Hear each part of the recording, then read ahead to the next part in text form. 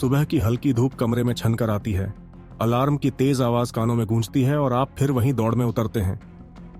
कपड़ों की कतार, काम के ईमेल, जल्दी नाश्ता, फिर वही ट्रैफिक और फिर वही तनाव। हर दिन वही सवाल आपके मन में उठता है, क्या यही मेरी जिंदगी है? क्या सच में मैं जी रहा हूं या सिर्फ दौड़ रहा हूं? यह वही अनुभव है जो आज हमारी दुनिया के हर कोने में महसूस किया जाता है। इसी बीच एक नाम याद आता है जिसे शायद आपने सुना होगा, लाओ त्जू। पर लाओ त्जू कोई राजा नहीं थे, न ही योद्धा, न ही कोई शक्तिशाली व्यक्ति। वह एक साधारण लाइब्रेरी के कर्मचारी थे, एक सामान्य व्यक्ति जिनके हाथों में किताबें थीं, लेकिन उनके मन में विचारों का महासागर बह रहा था। उन्होंने 2500 साल पहले जो लिखा वह आज भी हमारी आत्मा को झकझोर देता है। लाओ त्जू की किताब ताओ ते चिंग केवल 41 छोटे छोटे पदों का संग्रह है। इसे पढ़ने में शायद 1 घंटे का समय लगे, लेकिन इसके अर्थ को समझने और जीने में एक पूरी जिंदगी लग सकती है। हर पंक्ति एक दर्पण की तरह है जो आपको खुद के भीतर झांकने का अवसर देती है, और यही दर्पण आपको दिखाता है कि जीवन केवल दौड़ और सफलता नहीं है, बल्कि एक संतुलन, एक शांति और एक गहरे अर्थ का अनुभव भी है। सोचिए, आप हर दिन उठते हैं, तैयार होते हैं और फिर वही भागम भाग शुरू होती है। कभी कभी लगता है कि आप सब कुछ सही कर रहे हैं, फिर भी कुछ कमी महसूस होती है। लाओ त्जू कहता है कि इसी भाग दौड़ और उतावलेपन में हम अपनी असली आत्मा की आवाज सुनना भूल जाते हैं। उनके विचार जैसे कहते हैं, रुकिए, सांस लीजिए, देखें कि जीवन का असली अर्थ क्या है। ये किताब, ये दर्पण आपको आपके अंदर झांकने का निमंत्रण देता है। यह चुनौती देती है कि आप अपने विश्वासों को हिला दें, अपने दृष्टिकोण को बदलें और सोचें कि क्या आप वास्तव में वही कर रहे हैं जो आपकी आत्मा को संतुष्टि देता है। और यह सिर्फ सिद्धांत नहीं है, यह एक अनुभव है, एक यात्रा है जिसे अपनाकर आप अपनी दुनिया को नए तरीके से देख सकते हैं।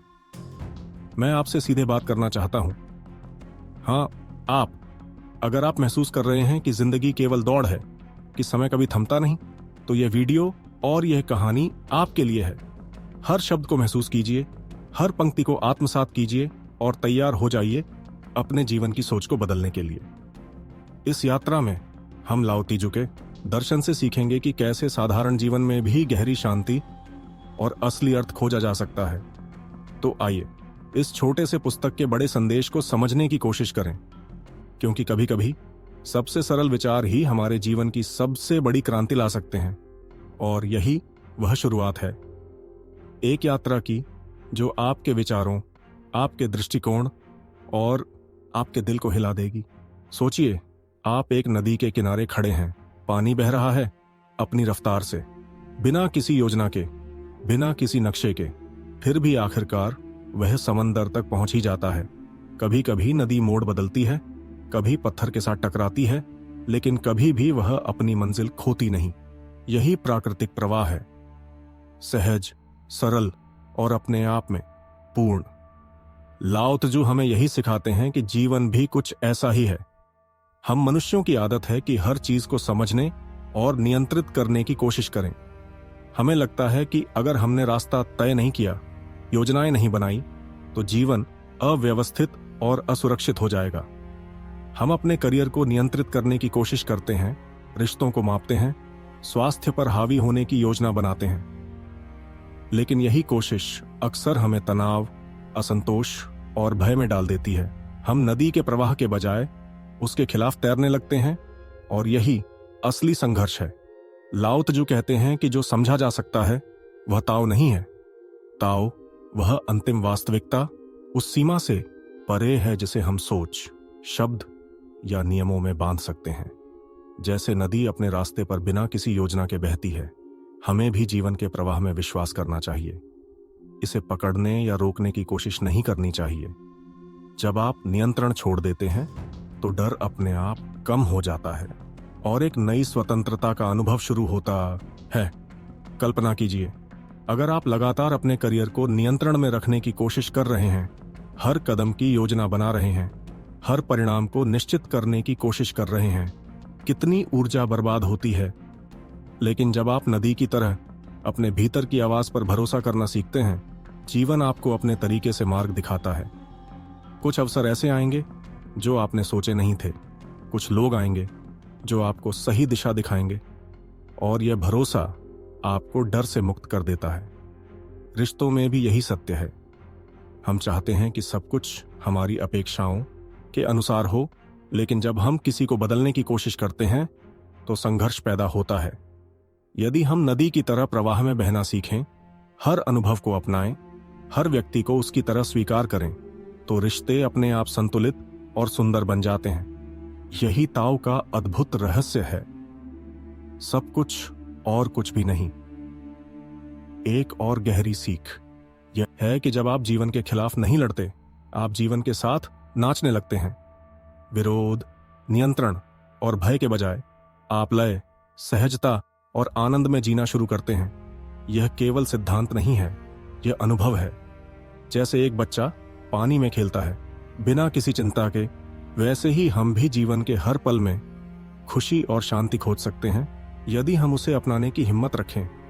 तो अगली बार जब आप महसूस करें कि सब कुछ नियंत्रण से बाहर है, डर लगे कि कोई रास्ता नहीं, याद कीजिए कि आप एक नदी हैं। अपने भीतर की आवाज पर भरोसा करें, बहाव में खो जाइए और देखें कि कैसे जीवन धीरे धीरे आपको उसी समंदर तक ले जाता है जहां शांति और पूर्णता इंतजार कर रही है।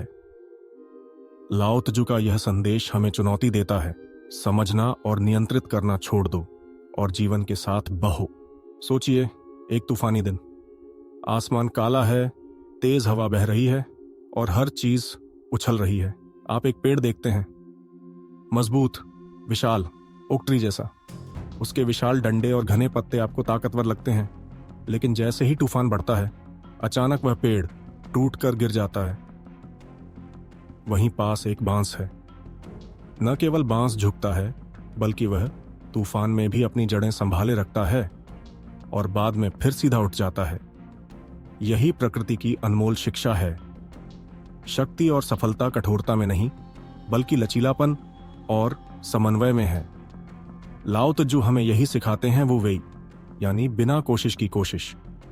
आधुनिक जीवन में हमें यह सिखाया जाता है कि संघर्ष करो, लड़ो, हर चीज को जबरदस्ती हासिल करो, हर कदम पर योजना बनाओ, हर परिणाम को अपने नियंत्रण में रखो। लेकिन यही लगातार प्रयास और दबाव हमें थका देता है। हम अपने करियर, रिश्तों और जीवन की छोटी छोटी चुनौतियों में खुद को जकड़ लेते हैं। वो वेई का मतलब है परिणाम की चिंता किए बिना सहजता और बुद्धिमानी से कार्य करना। यह बलपूर्वक प्रयास नहीं, बल्कि प्राकृतिक प्रवाह के साथ सामंजस्य साधने का तरीका है। जैसे किसान अपने खेत में बीज बोता है, उसे पानी देता है, देखभाल करता है, लेकिन हर दिन मिट्टी खोदकर यह नहीं जांचता कि पौधा कितना बड़ा। वह जानता है कि प्रकृति का समय, सूरज की किरणें, बारिश का मौसम, सब मिलकर बीज को बढ़ने देंगे। उसी तरह हमारे प्रयासों को भी जीवन की लय के साथ चलने देना चाहिए। सोचिए, जब हम किसी बहस में अपने बिंदु को जबरदस्ती मनाने की कोशिश करते हैं तो केवल तनाव और झगड़ा बढ़ता है।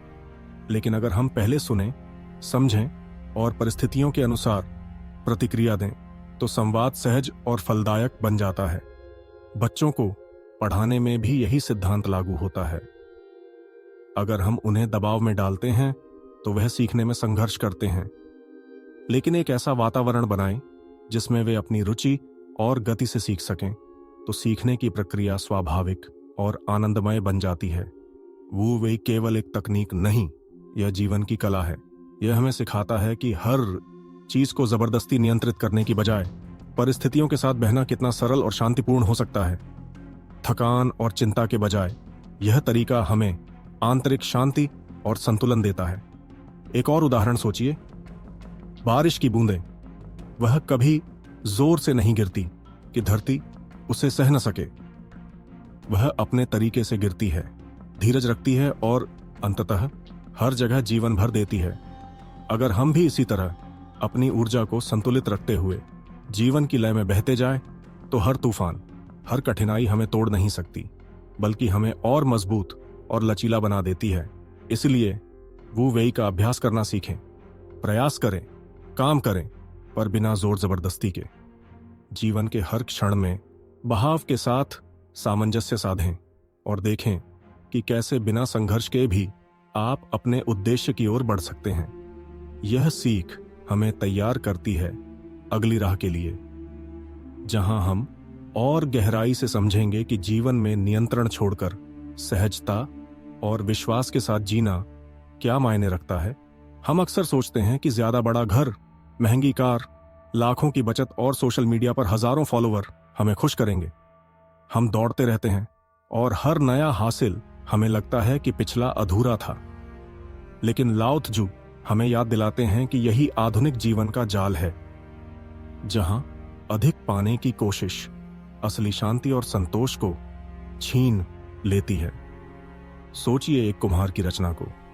मिट्टी का एक घड़ा साधारण और नक्काशी रहित किसी के ध्यान को नहीं खींचता, पर उसका असली मूल्य उसकी खाली जगह में छिपा है। वह खाली हिस्सा ही पानी रखता है, दाल सब्जी संभालता है, हमारे जीवन में उपयोगी बनाता है। यही सादगी की शक्ति है। भौतिक चीजें हमारी जिंदगी का आकार नहीं बनाती, बल्कि उन खाली क्षणों, उन शांत समयों में ही असली मूल्य छिपा होता है। मनुष्य का मन भी कुछ ऐसा ही है। जब वह अनावश्यक चिंताओं, भय, तुलना और लालच से भरा होता है, तो वहां खुश रहने, प्रेम देने और आनंद लेने की जगह नहीं बचती। अगर हम अपनी जिंदगी में जरूरत से ज्यादा बोझ ले लेते हैं, चाहे वह वस्तुएं हों, रिश्ते हों या विचार, तो शांति और संतोष हमारे हाथ से फिसल जाते हैं। सादगी का मतलब यह नहीं कि आप कुछ न करें या गरीब बन जाएं। इसका मतलब है कि आप जानबूझकर उन चीजों, विचारों और रिश्तों को हटा दें जो आपके जीवन में शांति नहीं लाते। यह साहस मांगता है। समाज में हर कोई दौड़ता है, दिखावा करता है, अधिक पाने की होड़ में है। जब आप इस धारा के खिलाफ जाकर सरलता अपनाते हैं, लोग आपको अजीब समझ सकते हैं, लेकिन वही सरलता, वही खालीपन आपको असली स्वतंत्रता और आनंद देता है। एक कप चाय को सोचिए।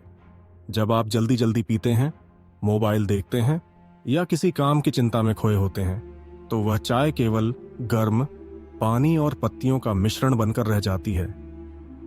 लेकिन जब आप बैठकर धीमे धीमे उसकी सुगंध और स्वाद को महसूस करते हैं, हर घूंट का आनंद लेते हैं, तभी आपको वास्तविक संतोष मिलता है।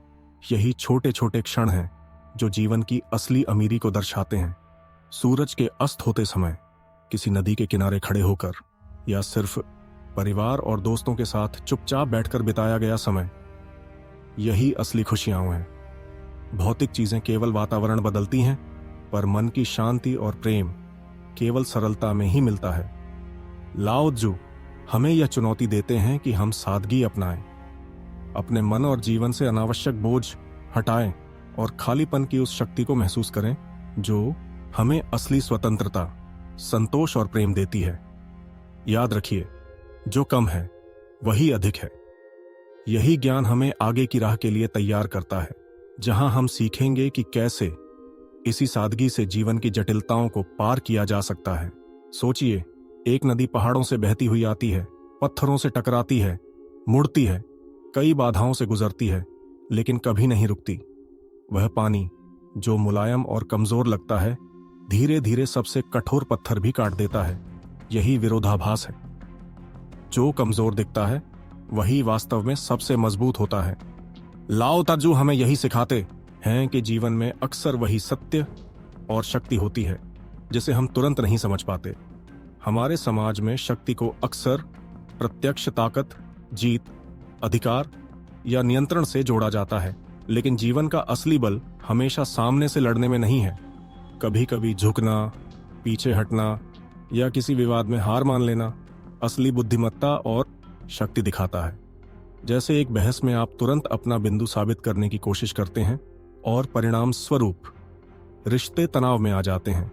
लेकिन अगर आप शांत रहते हैं, सुनते हैं और समझते हैं, तो आप न केवल शांति बनाए रखते हैं, बल्कि लंबे समय में सम्मान और समझदारी भी जीतते हैं। यही विरोधाभास है। हारकर भी आप जीतते हैं। वास्तविकता हमेशा काली या सफेद नहीं होती। जीवन के हर अनुभव में उजाला, और अंधेरा, शक्ति और कमजोरी, खुशी और दर्द, दोनों ही शामिल होते हैं। केवल एक पक्ष को देखने से हम अधूरी समझ बनाते हैं, लेकिन अगर हम विरोधाभास को स्वीकार करें, दोनों पहलुओं को देखें, तो हमारा मन संतुलन और शांति महसूस करता है। यह विरोधाभास केवल मानसिक दृष्टिकोण में नहीं, बल्कि हर क्रिया में दिखाई देता है। उदाहरण के लिए, बदला लेना अक्सर तुरंत संतोष देता है, लेकिन क्षमा करने की क्षमता लंबी अवधि की शक्ति दिखाती है। लड़ाई से कभी कभी जीत मिल सकती है, पर झुकने और समझौता करने में असली जीत छिपी होती है। यही जीवन का नियम है। लचीला होना, स्वीकार करना और समय के अनुसार प्रतिक्रिया देना, कठोरता और प्रतिरोध से कहीं अधिक बलवान बनाता है। सच्ची ताकत का मतलब केवल शारीरिक या बाहरी नियंत्रण नहीं है। यह समझने में है कि कब झुकना है, कब बहना है और कब हार मानकर भी भीतर की जीत हासिल करनी है। एक बच्चा सीखते समय गिरता है, बार बार असफल होता है, लेकिन यही असफलताएं उसे मजबूत बनाती हैं। इसी तरह जीवन के विरोधाभास, असफलताएं और विपरीत परिस्थितियां हमें समझ, संतुलन और आंतरिक शक्ति देती हैं। लाओ त्जू हमें बताते हैं कि विरोधाभास को अपनाना, जीवन के हर पहलू को स्वीकार करना, हमें असली शांति और संतुलन की ओर ले जाता है। यह हमें सिखाता है कि शक्ति का अर्थ हमेशा प्रतिरोध और दृढ़ता नहीं, बल्कि समन्वय, लचीलापन और बुद्धिमत्ता भी है। जब हम विरोधाभास को समझते हैं और उसे अपने अनुभव में शामिल करते हैं, तब हम जीवन की गहराई और सुंदरता को महसूस कर पाते हैं। तो अगली बार जब आप किसी कठिन परिस्थिति में खुद को कमजोर समझें या हार का सामना करें, याद रखिए कि यह असली शक्ति की शुरुआत है। यह वही क्षण है जब आप अपने भीतर संतुलन, समझ और स्थिरता पा सकते हैं। विरोधाभास ही सत्य है, और इसे अपनाकर ही हम जीवन की असली बुद्धिमत्ता और शक्ति को पहचान सकते हैं। हमारे बचपन को याद कीजिए। एक साधारण सा गुब्बारा, एक चॉकलेट या किसी खेल का छोटा सा खिलौना हमें कितनी खुशी दे देता था। दिल भर जाता था, चेहरे पर मुस्कान फैल जाती थी और संतोष का अनुभव होता था। जीवन सरल था और खुशियां छोटी पर असली थीं। लेकिन जैसे जैसे हम बड़े हुए, हमारी इच्छाएं भी बढ़ती गईं। अब बस एक गुब्बारा या चॉकलेट से संतोष नहीं होता। हमें कार चाहिए, बड़ा घर चाहिए, सोशल मीडिया पर हजारों फॉलोवर चाहिए, या फिर जीवन में हर चीज बढ़िया और बेहतर होनी चाहिए। लाओ त्जू इस अनंत इच्छाओं के चक्र को बड़ी खूबसूरती से समझाते हैं। हर इच्छित वस्तु पूरी होती है और तुरंत नई इच्छा जन्म लेती है। यह एक दौड़ जैसी है जिसमें कोई फिनिश लाइन नहीं होती। हम जितना पाते हैं उतना और चाहते हैं। यही वजह है कि बहुत से लोग जीवन में कभी संतोष महसूस नहीं कर पाते। हमेशा लगता है कि कुछ अधूरा है, कुछ और चाहिए। लाओ त्जू ने इसके लिए एक सुंदर कहानी का उदाहरण दिया। सुनहरी मछली की कहानी। एक व्यक्ति के पास अचानक हर इच्छा पूरी करने की क्षमता आ जाती है। वह अपने हर सपने को हकीकत में बदलता है। पहले खुशी मिलती है, फिर और भी बड़ी इच्छाएं उसके मन में उठती हैं। धीरे धीरे वह बेचैन हो जाता है, संतोष खो देता है और अंततः वह सब कुछ गंवा देता है। इस कहानी में साफ संदेश है कि जब इच्छाएं असीमित हो जाती हैं तो वह शांति और खुशी को चीर देती है। सच्ची समझ यह है कि हमें जरूरत और लालच के बीच अंतर जानना चाहिए। एक जरूरत हमें जीवन में टिकाऊ संतोष देती है, जबकि लालच केवल अस्थायी खुशी और बाद में चिंता और दुख लाता है। प्रकृति इस सादगी की शिक्षा हमें लगातार देती है। पेड़ चुपचाप बढ़ते हैं, नदी बिना शोर मचाए बहती है, सूरज और बारिश बिना किसी मांग के जीवन को खिलाते हैं। वे मांगते नहीं पर देते हैं। यही संदेश है कि असली खुशी बाहरी चीजों में नहीं, हमारे भीतर की शांति और संतोष में है। कल्पना कीजिए, अगर हम अपने हर कार्य और इच्छा को समझदारी से चुनें, ये जानकर कि हमें क्या चाहिए और क्या केवल लालच है। एक बड़ा घर हमारे लिए जरूरी हो सकता है, लेकिन अगर हम सिर्फ दिखावे के लिए उसे चाहते हैं तो वही घर हमारी संतुष्टि और मानसिक शांति को छीन लेगा। वही घर अगर हमारी जरूरत और आराम को पूरा करता है तो यह हमें खुश और मुक्त रखेगा। यही अंतर जीवन की संतुलित समझ का आधार है। लाओ त्जू हमें चेतावनी देते हैं कि इच्छाओं का जाल हमें बांध सकता है, लेकिन इसकी पहचान और समझ ही हमें स्वतंत्रता दे सकती है। जब हम यह समझते हैं कि हर नई इच्छा हमारी शांति को नहीं बढ़ाती बल्कि उलझाती है, तो हम खुद को अनावश्यक दबाव और बेचैनी से बचा सकते हैं। यह सीख हमें हमारी आंतरिक स्वतंत्रता और संतोष की ओर ले जाती है। इसलिए अगली बार जब कोई नई इच्छा आपके मन में आए तो एक पल रुकें, सोचें, क्या यह आपकी वास्तविक जरूरत है या सिर्फ लालच? क्या यह आपको भीतर से खुश करेगा या केवल अस्थायी संतोष देगा? यही समझ, यही जागरूकता इच्छाओं के अनंत जाल से बाहर निकलने और सच्ची स्वतंत्रता पाने की कुंजी है। नेतृत्व का अर्थ हम अक्सर जोर शोर से भाषण देने, आदेश देने या दूसरों पर प्रभाव डालने से जोड़ते हैं, लेकिन लाओ त्जू का दृष्टिकोण इससे बिल्कुल अलग है। उनके अनुसार सबसे श्रेष्ठ नेता वह है जिसे लोग लगभग भूल जाएं, लेकिन जिसकी छाया और मार्गदर्शन उनके जीवन में स्थायी प्रभाव छोड़ जाए। नेतृत्व का असली स्वरूप चुपचाप परंतु प्रभावशाली होता है। कल्पना कीजिए, एक विशाल वृक्ष के नीचे। वह वृक्ष खुद कुछ नहीं कहता, न ही किसी को अपनी उपस्थिति का एहसास दिलाता है, फिर भी उसकी छाया में लोग आराम पाते हैं। उसकी जड़ों से मिट्टी मजबूत होती है और उसके चारों ओर जीवन खिलता है। यही लाओ त्जू का नेतृत्व है। दिखावे या जोर जबरदस्ती के बजाय स्थिरता, छाया और संरक्षण। हमारे जीवन में ऐसे लोग अक्सर सामने आते हैं जिन्हें हम कभी ध्यान से नहीं देखते। शिक्षक, सलाहकार, परिवार के सदस्य या मित्र, जिन्होंने हमारे विचार, व्यवहार और दिशा को बदल दिया, पर उन्होंने कभी अपना नाम नहीं लिया। वे शोर नहीं करते, लेकिन उनका प्रभाव स्थायी होता है। यह नेतृत्व का अदृश्य रूप है। एक बगीचे की कल्पना करें। एक कुशल माली अपने पौधों को खींचता या दबाता नहीं। वह मिट्टी तैयार करता है, पानी देता है, सूर्य की रोशनी और पोषण सुनिश्चित करता है और धैर्य के साथ समय का इंतजार करता है। पौधे अपनी गति से बढ़ते हैं, उनका विकास प्राकृतिक और स्वस्थ होता है। ठीक इसी तरह असली नेता दूसरों के विकास के लिए परिस्थितियां तैयार करता है, उन्हें दबाव में नहीं डालता। सच्चा नेतृत्व शक्ति दिखाने में नहीं है, बल्कि दूसरों को उठाने में है। जब हम अपनी पहचान को सामने रखने की कोशिश नहीं करते, बल्कि दूसरों को मार्गदर्शन देने के अवसर प्रदान करते हैं, तब हमारा प्रभाव सबसे अधिक मजबूत और स्थायी होता है। यह विरोधाभास है। जितना कम दिखावे से हम नेतृत्व करते हैं, उतना अधिक लोग हमारे विचारों और शिक्षाओं को अपनाते हैं। सोचिए, अगर आप टीम या परिवार में हैं, आप लगातार आदेश देंगे, हर कदम पर हस्तक्षेप करेंगे और अपनी उपस्थिति जताएंगे।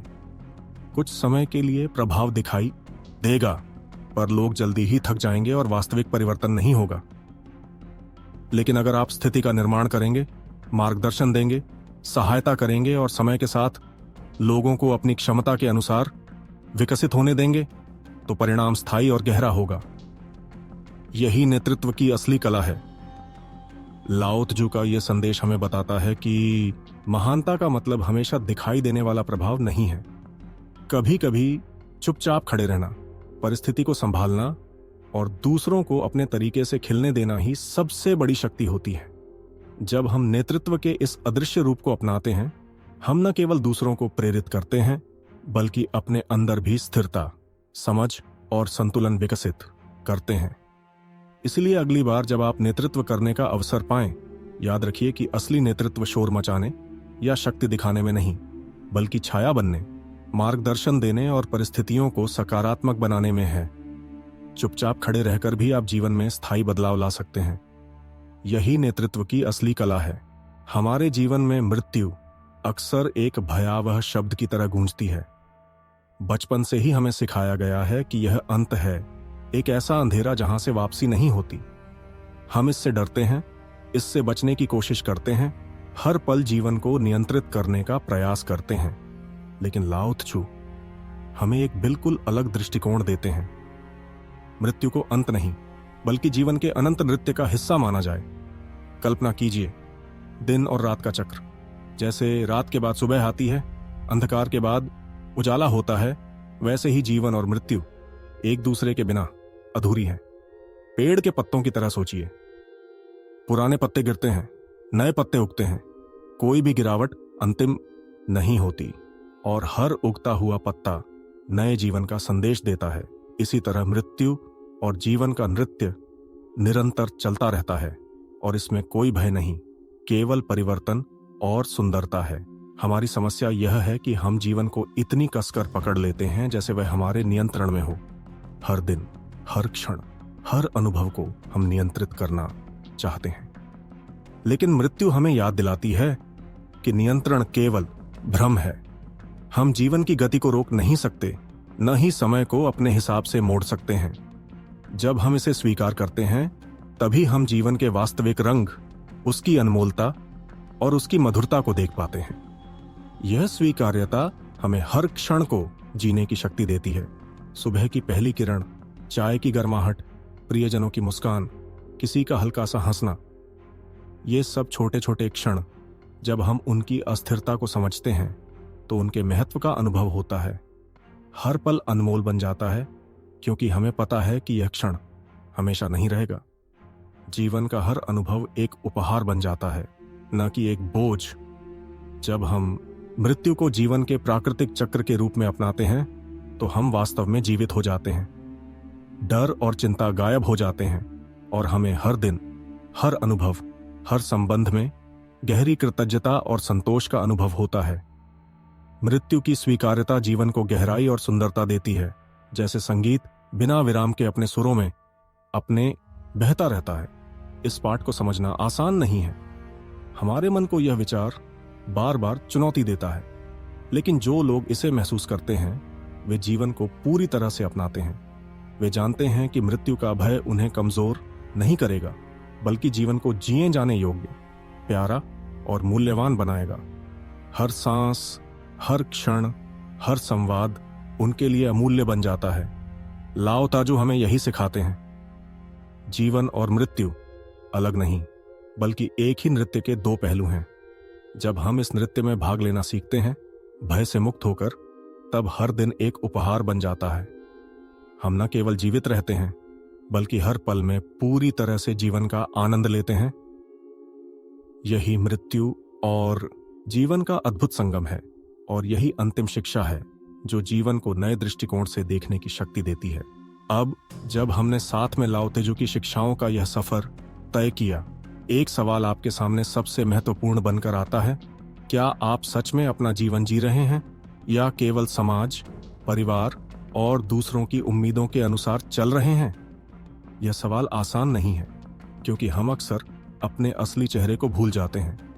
लेकिन यही वह क्षण है जब हमें खुद की असली पहचान देखने की जरूरत है। ताओ सिर्फ एक किताब नहीं है, ये एक दर्पण है।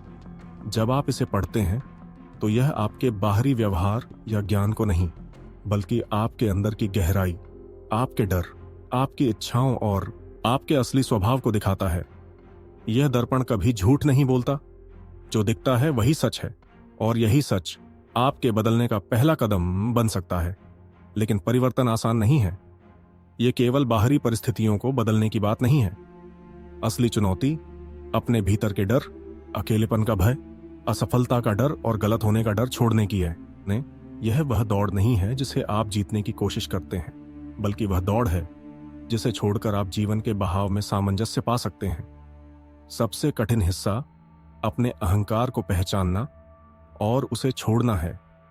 वह मैं सही हूं और मुझे सबसे बड़ा होना चाहिए वाला अहंकार, जो हर निर्णय और हर संघर्ष में हमारे साथ रहता है, उसे खत्म करना ही असली स्वतंत्रता है।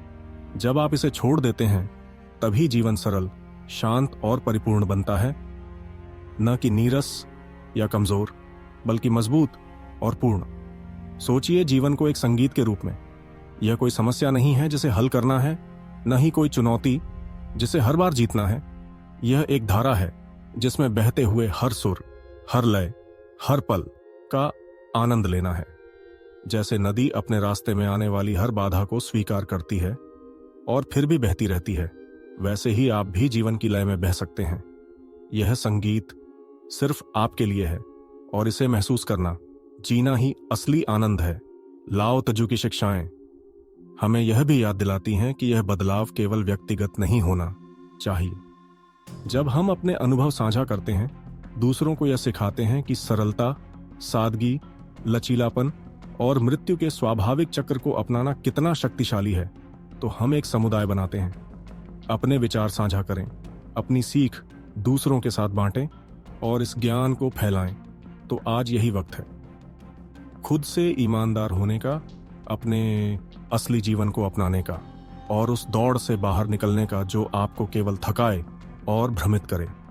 ताओ एक मार्गदर्शक है, एक दर्पण है जो आपको दिखाता है कि आप क्या हैं और आप क्या बन सकते हैं।